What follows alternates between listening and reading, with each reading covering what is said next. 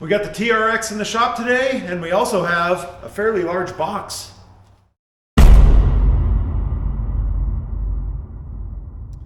All right, so what we're going to do on this thing today is put on that S&B intake right there. So they have some extremely high horsepower claims on that. It kind of hits my BS meter a little bit. They say 23.38 horsepower or something like that. It's 23 horsepower and some change. And then 20 foot-pounds and some change. That seems like a lot. And if those numbers are true, I don't know what the heck Ram did to that intake to make that thing so restrictive to where you can get 23 horsepower putting a different intake on it. But we're going to find out. We're going to find out by the seat of our pants whether this is an improvement or not. I have heard, and the main reason why I wanted it is because I guess it makes it sound way meaner. And so that's what we're going to definitely find out. But 23 horsepower, we'll be able to feel that as well. So let's get going on installing this and see what it takes. All right, I did rinse off the engine compartment before we started so that hopefully it will be a little less dirty. But it's a little wet, unfortunately. So I'm going to miss this little guy. I assume this is going away, but we'll find out. So S&B does give you really good directions, or what appear to be really good directions. So most anybody should be able to do this, as long as you have the tools to do it, which it doesn't look like there's anything special. Torx is probably about as special as they get. All right, so we need to remove all these clips. That's step 2. Step 1 was just taking that cover off. They're using something like this to remove it. I don't know if this is going to be the best tool for this. Without damaging the clips. I believe you're going to have to reuse these, although that does actually work pretty good. You shouldn't have to pull that all the way out, but you might not have a choice. And I believe we're going to end up reusing these, but that did that without damaging it, so that's a pretty good way. Generally, I like these better. Let's try that on this one. So I just start by lifting it just a little bit. And this one actually is proving to be a little bit more complicated. So I'm going to go and not use those ones.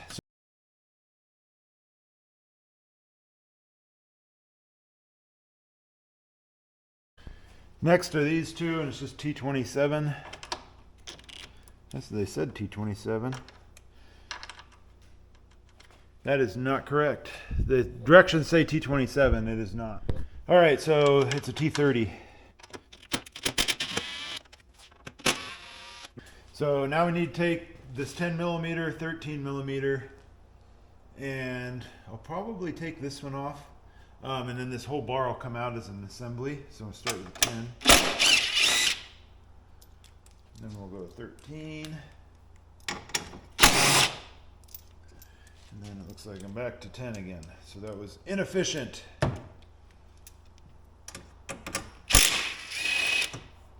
Okay, and that's good, and we'll do the same on the other side, and we'll remove that, and we don't need to take it apart any farther than that.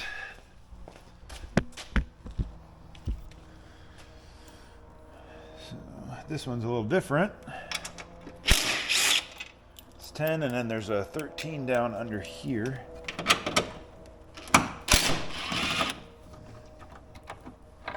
That's the silver bolt. Okay, so that should be it. Now it's just this hose clamp, 5/16. So we still have a standard size wrench on it. Shouldn't have to take this all the way off, just make sure it's good and loose.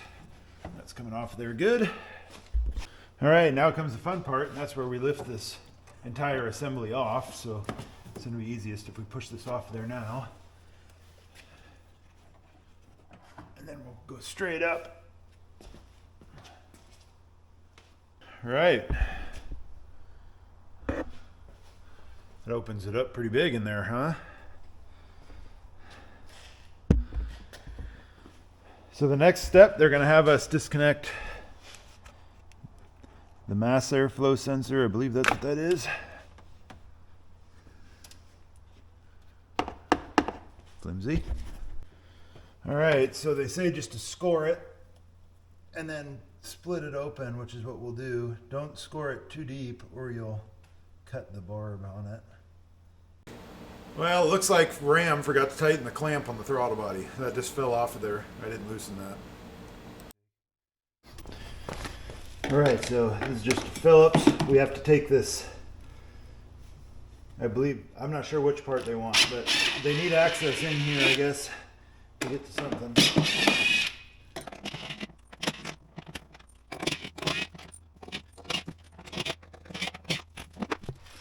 Alright, so now we need to take these 4 screws out. They're calling for a 27 and it's a 30.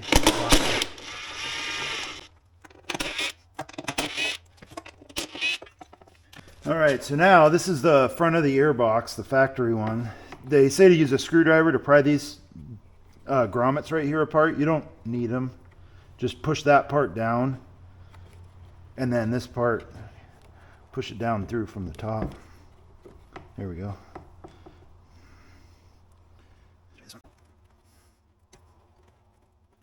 Okay. All right, so now we dig in the box. We need the mounting bracket. Ah, they're in this bag.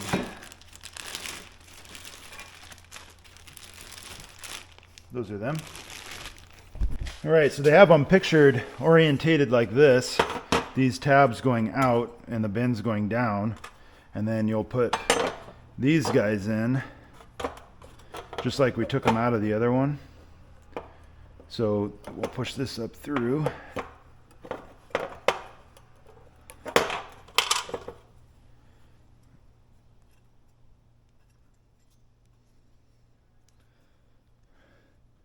I would try to do this with your hands if you can. Using a screwdriver or something, you could tear it. And then this part goes in from the bottom like that. So it should look like that. We'll do the same to that one. All right, so the next step is to install this is the intake air temp, so it'll say IAT, intake air temp sensor in there. I thought they shorted me the grommet, but I'm gonna show you just in case this happened to yours during shipping. So it's in this bag with all this stuff. I saw this and I'm like, that's not an intake air grommet. That's going to be the drain for the bottom of the intake. Well, the grommet was inside of it. It was down there like that. And it actually was in there so well that it looked like it was part of it. So anyway, there's your grommet. That's what we're going to put in that hole for the intake air temp sensor. Well, the intake air temp sensor in your factory intake is like this. Let's see, I already took this out, so I'm going to put it back. So this tab right here locks on there. So you just have to pull out just enough to get it over it and then turn it the opposite way that the arrow shows there. So that's for installing. For removing, you're going to go the opposite. And then there's your sensor right there. Just be careful not to hit that little blue guy on there. So now this is going to obviously go in just like that. So I'm going to set this sensor aside for now. There's that. And then this is going to be the same deal. There's your tab. So we're going to install that. And then we're going to have to screw it over like that. So it won't come out of there. Pretty easy. All right, so the next step is to install their hose with the clamps that they provide you. Those are 1/4 inch.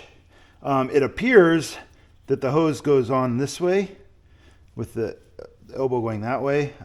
We can always adjust it if that is incorrect, but I'm going to try to place it so that the hose clamp is easy to get to, and I think going this direction on this side will be the easiest. The other thing I'm going to do is take these stickers off. Those won't age well.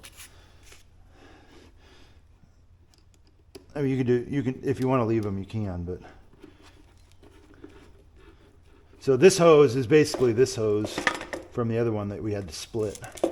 And it's also going that same direction, so it kind of confirms that that might be about right. All right, so next is going to be those 2 bigger clamps.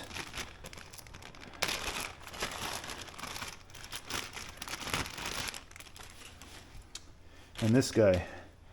So it's going to go big side onto their intake tube. We'll use the bigger of the 2 clamps And then we'll put so the factory had their adjuster pointing, or the screw pointing that way. I don't know if that would be easy to get to or not. Oh yeah, it would be about towards the front. So I guess we can do the same. Hopefully this will be in the right spot. If not, we can move it. Oh, not happy with that.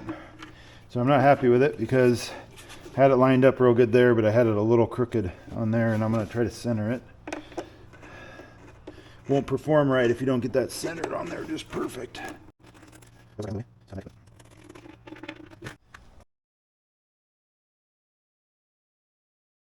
This one, I'm just going to push this on there so it looks as straight as possible.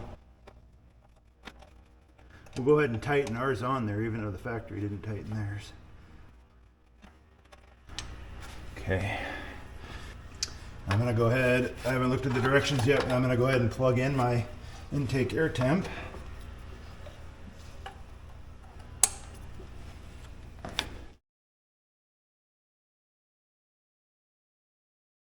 You really can't make a mistake. Basically, it's pointing forward, and there's countersinks for these countersinking screws.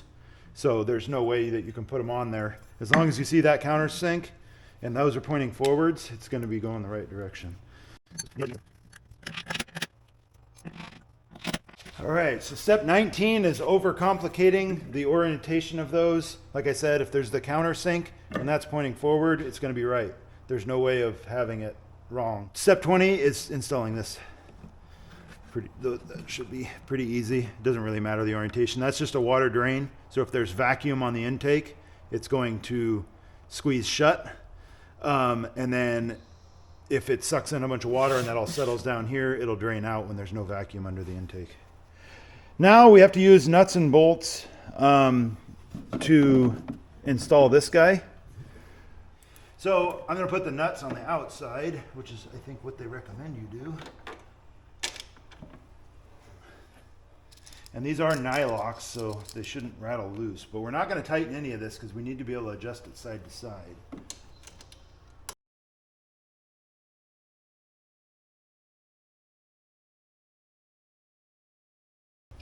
Okay. I'm going to put it dead center on their slots. Well, as centered up as I can.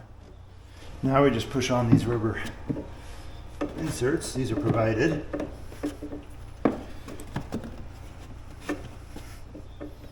All right, so now we install the air filter. It's giving you some special instruction on getting this in there easily by folding over one of the lips on the intake side. I was able to get this in there by turning it like this. Watch it, you're hang up right there. Turning it like that and then rotating it around. And then putting it through. And then this actually installs through there. Maybe that's what they meant by folding that in. I'm going to remove that hose clamp for now. So I got the first edge in, and then I'm just kind of pulling it around. And there it is. So that's in there. Okay, so now we install the entire assembly, which should just drop right in there, I hope, without too much fuss. Well, that lined up pretty good. Just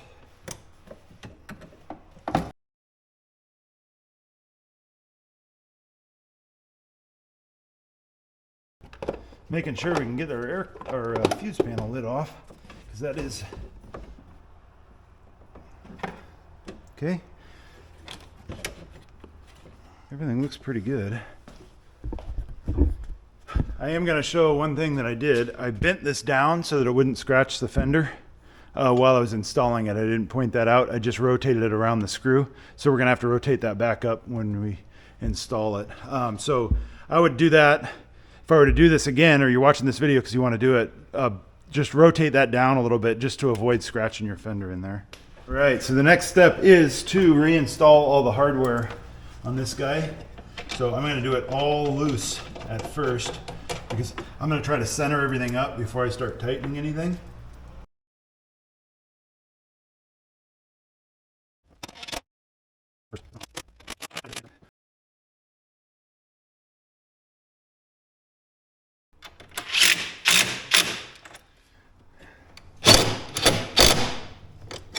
So I'm not going to go crazy tight on these because otherwise we'll crush the cross tube because we're going all the way through it this time.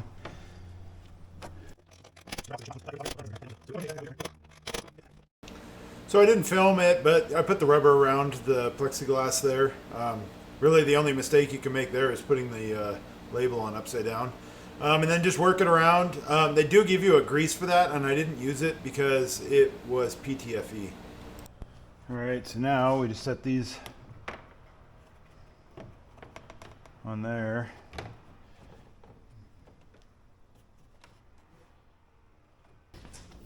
Now this one, like that.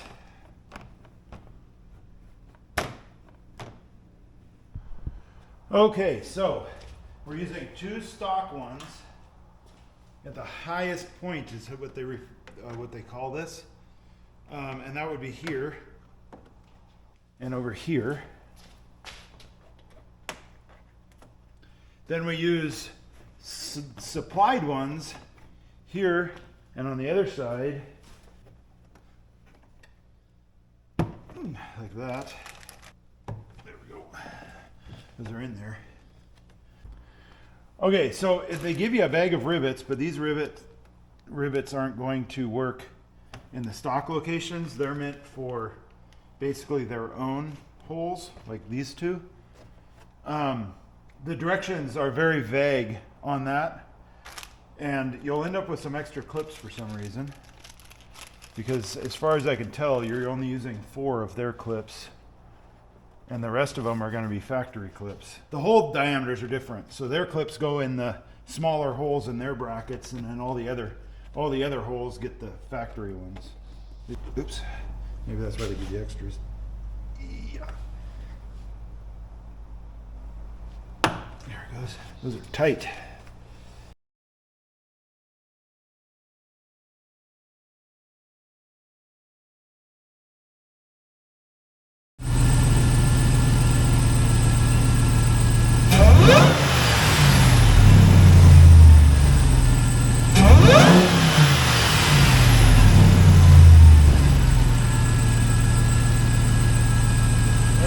Quick.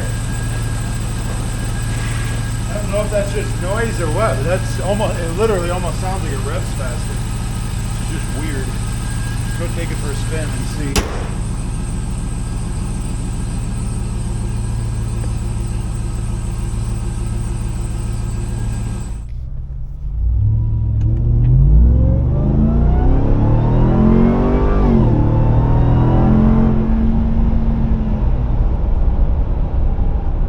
I'm going to be perfectly honest, that doesn't sound any different to me.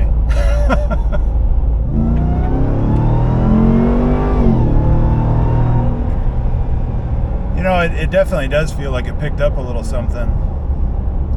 I just got back from our test drive, and here's my 100% honest opinion. So let's go start with install, quality of parts and all that stuff. It's all pretty good quality stuff. Everything about it was good. There was a couple things in the directions, like calling a T30 Torx a T27. A couple missed clips, or they didn't really detail out clips and stuff. That's all stuff you can just figure out. That wasn't that big of a deal. Everything important was covered very well in it. So driving it around, and this is my 100% honest review, if I drove this thing one day, got back in it, and someone had snuck in that intake and put all that stuff on, and I drove it again, I wouldn't notice. It doesn't sound different. It feels maybe a little smoother up top, but my butt dyno didn't pick up 23 horsepower. But it might be there. It might be there just in the smoothness. I don't know. But it's not something where you stick that on there. You're like, holy crap, that made a huge difference. It didn't. At least not on the short test drive that I did, which was probably about 3 or 4 miles. We are taking this on a road trip. It's going to be about 600 miles total. And right after I get done puking my guts out right here, I will let you know my update after 600 miles, whether it improved mileage, whether it was noticeably different, whether Akila notices a difference. I might not tell her I put this in there and just let her kind of discover it on her own. We're back. Okay, so mileage on that thing, I'm going to start with that first. So it's about 270 miles one way, and then the running around we do in town. We went to the Nationals over there, so a ton of sitting in traffic, and then back again. So all in all, ends up being about 600 miles. We sat in traffic for so much. It was a 3-day event. We sat in traffic for so much. I feel like that really skewed our mileage a little bit as far as like freeway mileage, where you'd really see the improvement on that thing. So I'm going to just kind of exclude that part, and we're just going to do the one-way trip. So it was 270 miles. We got 13.4 going over there, going about 75 the whole way. So that's really good. So it was pretty hot out. It actually hit 100 a few times on the way over there. And the last time we did it, it was springtime, and it was probably in the 50s. And it was 12.8. That's what we got doing that exact same trip last time. So we got 13.4. That's a huge improvement, especially considering it was hot. So now on the overall trip, we ended up at 13.2. But by the time we left on the west side over there, after sitting in traffic and stuff, our mileage was all the way down to like 12.4 or something like that, and then it picked it all the way back up to 13.2. So overall, it did better on mileage. Now, what did Akila think of it? She noticed right away. She said it's a lot louder, and that I must be a complete moron to not hear that it's so much louder. So apparently, it is quite a bit louder. So all I can say is that the tone doesn't change, the volume probably increases. And unfortunately, that high pitch of that thing, I guess I just don't hear it very well. So it didn't really sound any different to me. And then on the performance side of it, she couldn't tell the difference. That was riding passenger. She didn't notice it feeling faster than it was prior, but she said it sounded way cooler. So anyway, so there you go. That was kind of our performance review. We did get better mileage. Unfortunately, I can't give you any like horsepower numbers or anything. I can tell you that I definitely don't feel them, and she didn't feel them either.